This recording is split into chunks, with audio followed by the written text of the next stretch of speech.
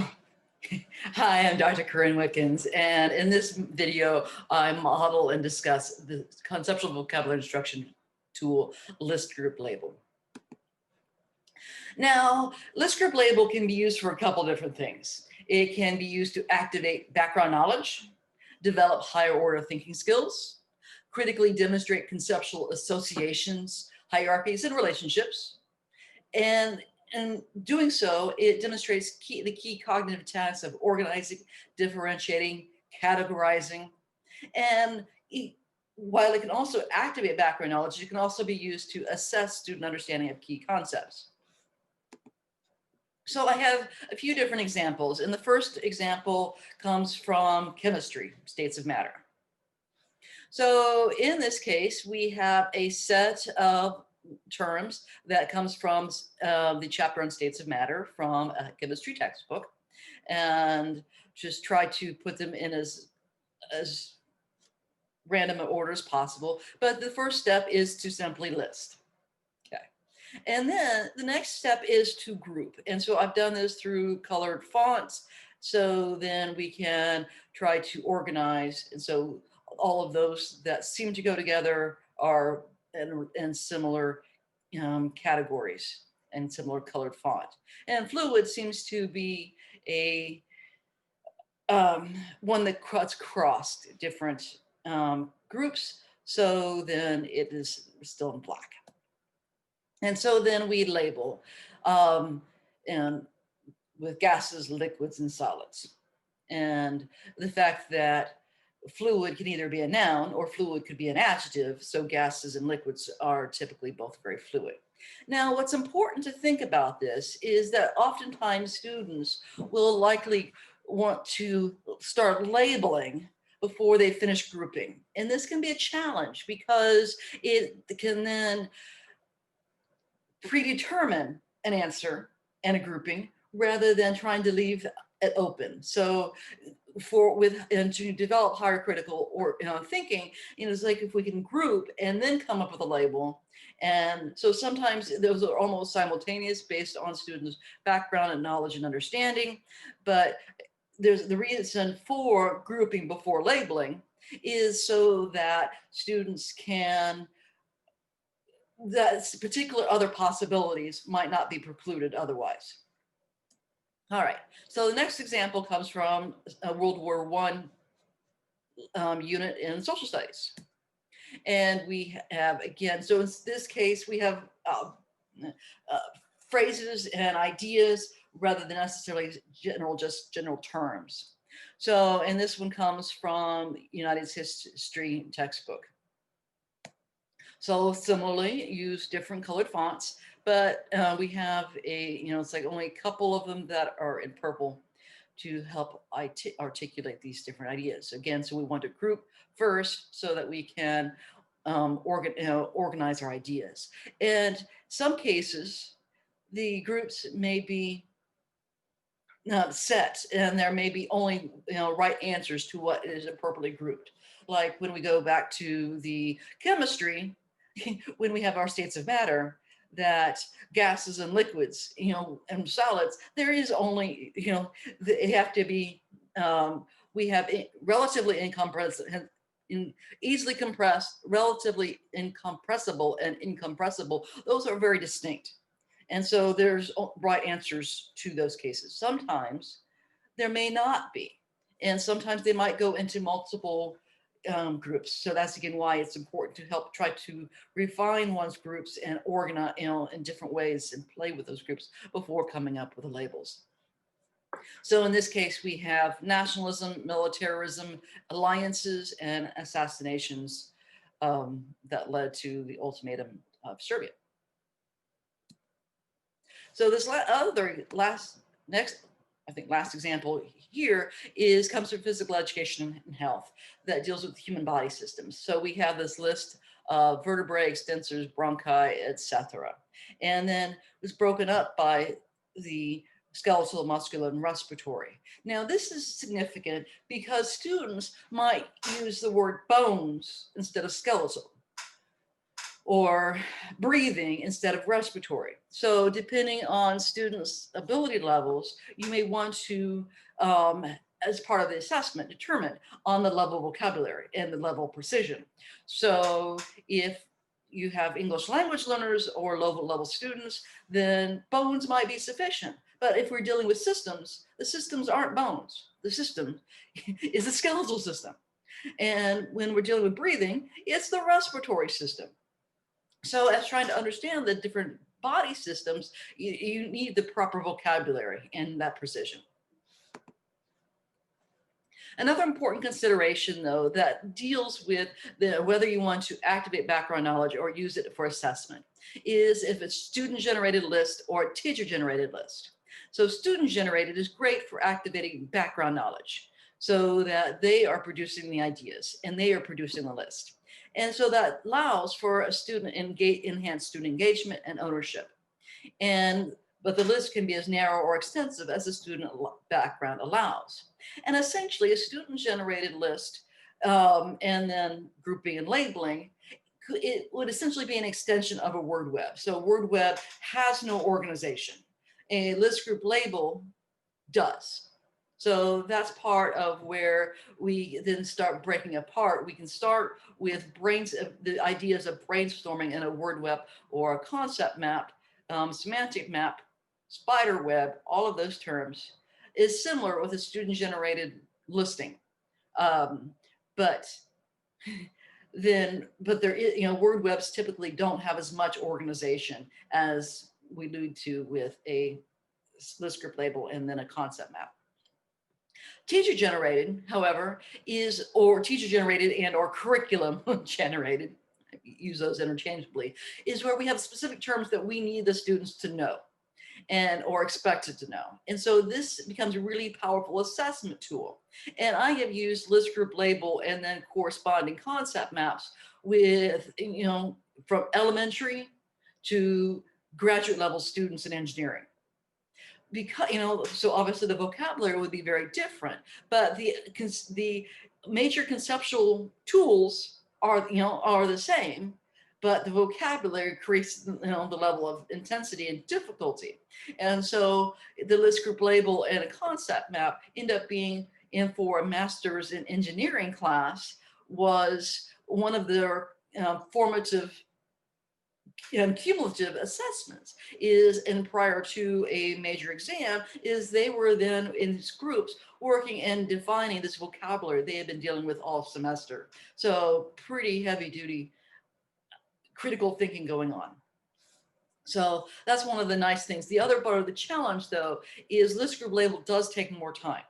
So it takes less time, whether student generated or teacher generated, because of the different steps that are involved. It is not as quick, say, as a word web or even as a concept circle as an assessment tool. So those are other important considerations for you as you're trying to determine what are your needs. Hi, I'm Dr. Corinne Wickens. I'm an associate professor in the Department of Curriculum and Instruction, and my focus is on content and disciplinary literacy. Today, I'm going to be modeling the vocabulary tool list group label. And list group label is that simple. You list, you group, and you label. But the listing part can be derived from either student-generated responses or a teacher-generated list. And I'm going to model both, but I'm going to spend more time with the teacher-generated or book-generated list. Now, with a student-generated list, you're asking students to activate their background knowledge. So it has to be a topic that's broad enough that students can be able to access and have something that they know about and can share. So in social studies, it might be the Civil War, the Holocaust, World War II. It might be in English language arts. What do you know about Shakespeare? And maybe it's in physical education. It's on a particular sport. What do you know about cricket? So you want a topic that if you're asking students to generate responses, that you're going to have enough ideas.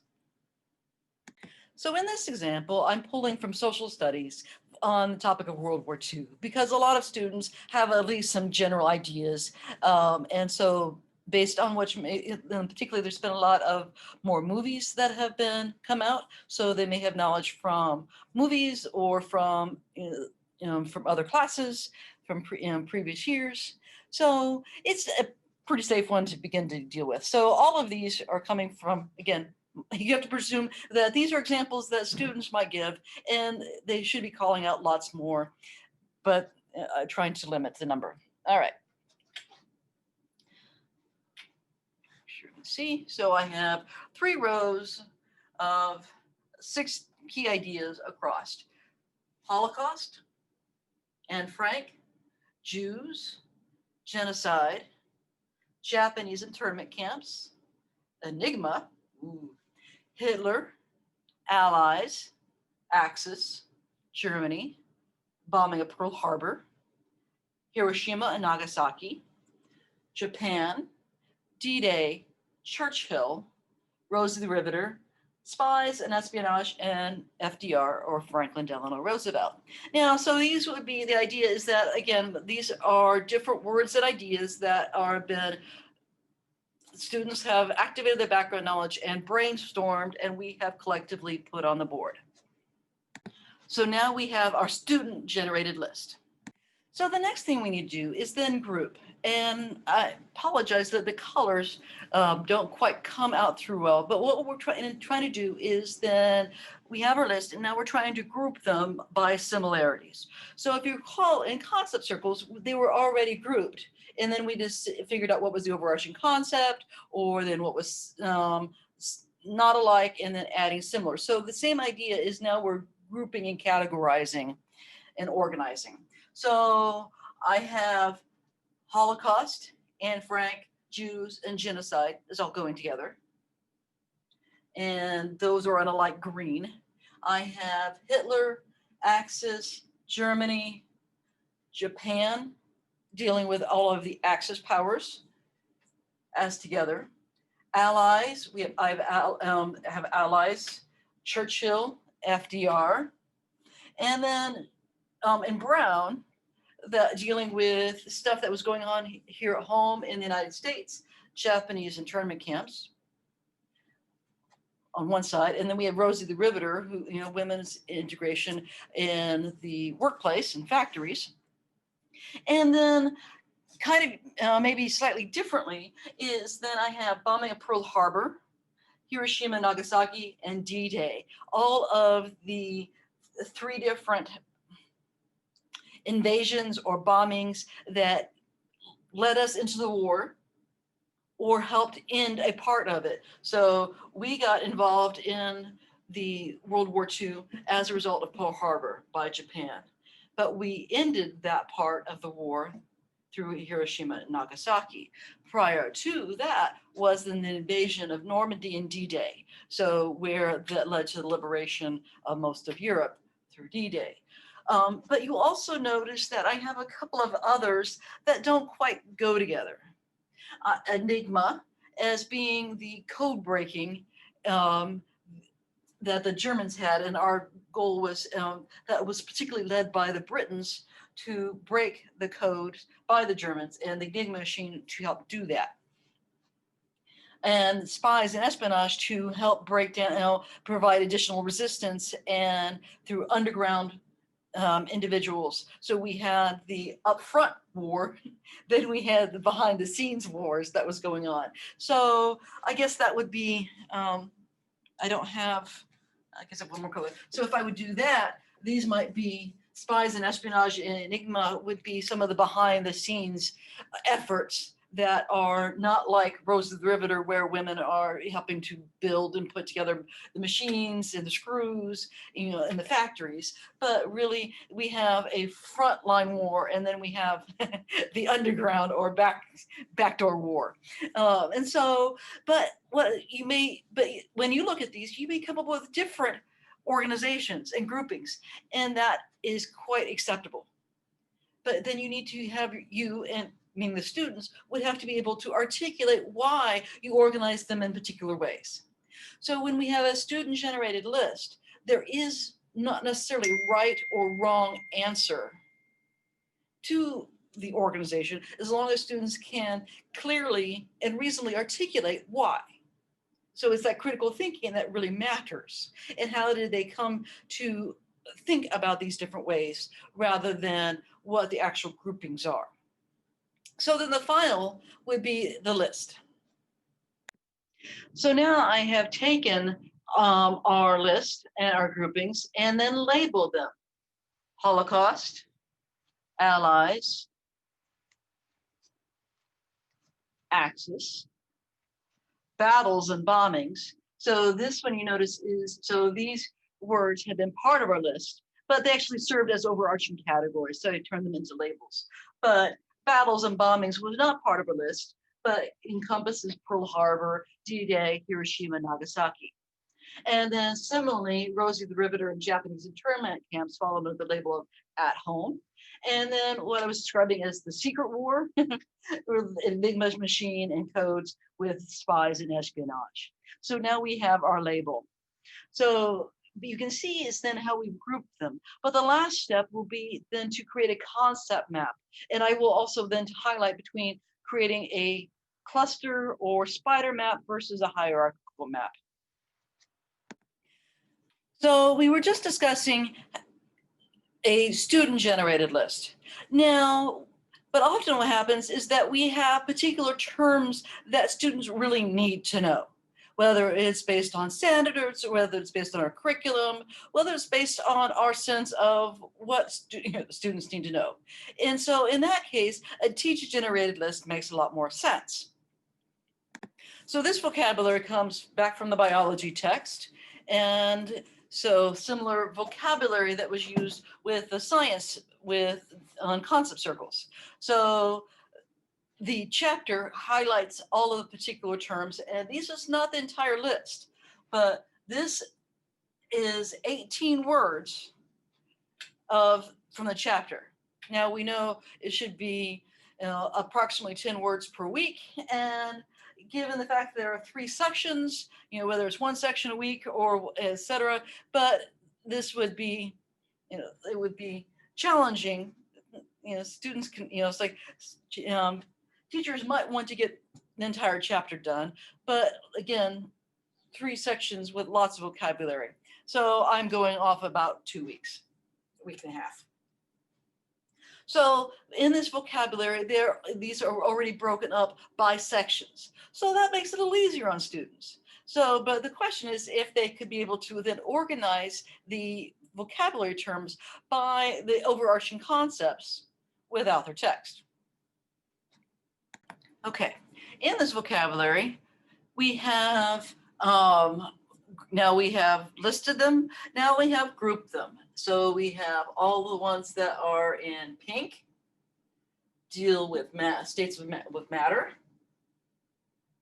And then ones in red deal with energy. And then the blue is water and solutions.